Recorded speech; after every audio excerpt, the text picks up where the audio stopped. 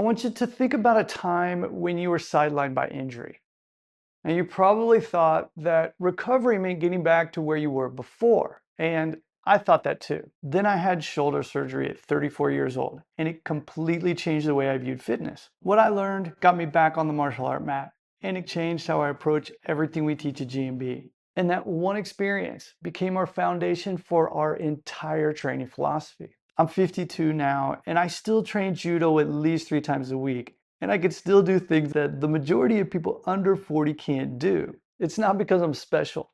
That injury taught me something that I bet you've never considered when it comes to your training. And by the end of this video, you're going to understand exactly what that lesson was and how simple it is to start using it in your own training. In my early 30s, I was still competing pretty heavily in judo. During one competition, I injured my shoulder. It ended up being a slap tear and required surgery. Because of that, I ended up having to hang up my competition uniform. And at that time, and actually even now, judo was and still is everything to me. I'm sure you have an activity where you feel the same. I loved training. I loved competing, but I couldn't go back to doing things the way that I had been doing before. I had a private fitness training business that I was running at the time, and I couldn't do that with a shoulder that wasn't working right. And I'm sure you know the feeling. You can't be your best for your job, and especially for your family when things are injured. Now, the rehab was great, and I had an excellent physical therapist helping me. But after those 3 months of rehab, it was time to get back to training on my own. And I realized that I needed to do much more if I ever wanted to get back on the mat and train martial arts again. But maybe you've been through this too. You get injured, you end up going through rehab, you're checking all those boxes, but when you get back to doing that thing that you love, something just still feels off. So again, my competition days were done in judo, so my whole approach had to change. And it wasn't just about focusing on my shoulder anymore. I needed to rebuild everything and not just the injured part. I needed to work on how my entire body worked together. And something I learned from that is that you can get stronger without becoming capable. And that really bothered me. Now, I grew up doing gymnastics. It played a huge part in my physical development, but I stopped doing it at 18 when I went full into martial arts. And when I was trying to figure out how to rebuild my shoulder, gymnastics rings were something that I decided to focus heavily on. I always enjoyed training them when I was younger. I always thought they were fun and challenging at the same time. Jarlo actually sent me a set of rings, and I knew that they could help me build back the strength, flexibility, and control I needed, not just for my shoulder, but for my entire upper body. And for my lower body, I focused more on ground-based movement like locomotion and bodyweight strength moves. Honestly, it was just a lot of fun, and I knew I would enjoy it as I worked to rebuild my body.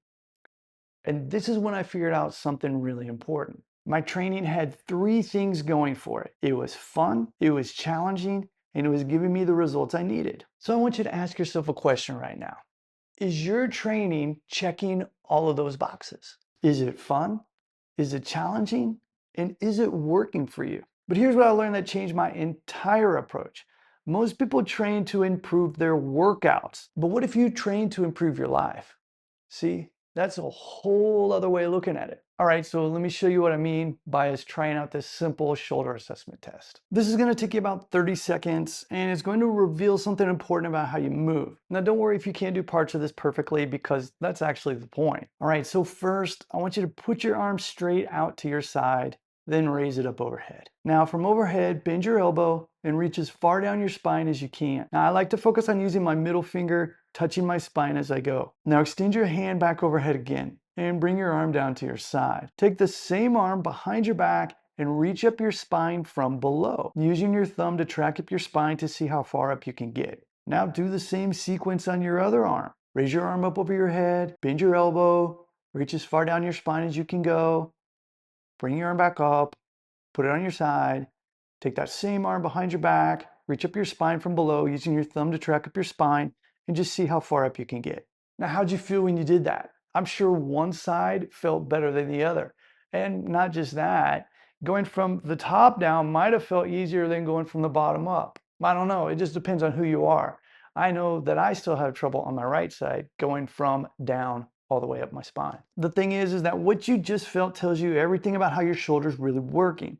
And if you struggled with any part of that, or if one side felt completely different from the other, you're not alone. You might be able to bench press, do pull-ups, maybe even overhead press decent weight. But the most important question is, can you move your shoulder through its full range while controlling it? Because that's where things break down. And this is why this matters. This assessment reveals whether you're truly capable or just compensating. When you can't control your shoulder through its full range, every other exercise you do is working around that limitation. Your bench press might get stronger, but your shoulder gets more restricted. Your push-ups might increase, but you're reinforcing balances. And here's the hidden connection. It doesn't just affect your workouts. It shows up when you're reaching for something high, sleeping on your side, or even when you're playing with your kids. And you're not just missing out on gym performance, you're missing out on life performance. And this is what I learned during my recovery. I was actually able to get back to lifting weights and doing push-ups relatively well, but I couldn't actually use my shoulder for the way I wanted to for my martial art, or even for pouring coffee.